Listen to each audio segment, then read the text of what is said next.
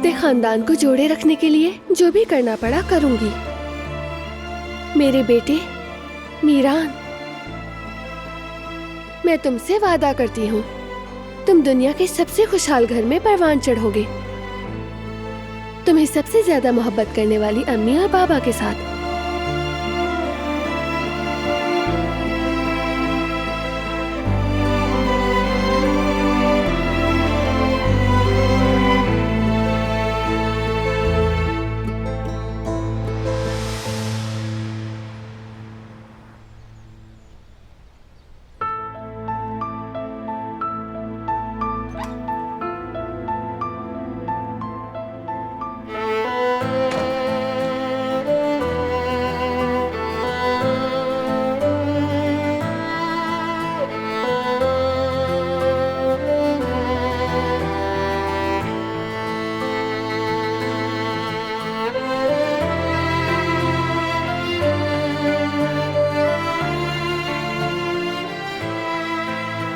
Good morning मेरी जान।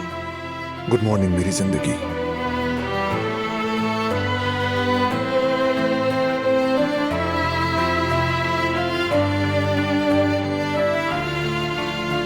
क्या बहुत देर हो गई है? नहीं, मैं जल्दी उठ गया था। क्यों? तुमने कपड़े भी बदल लिए, कहीं जा रहे हो? तारिक आज बयान देने वाला है, मैं भी वहां मौजूद हूंगा। परेशान होने की बात नहीं है।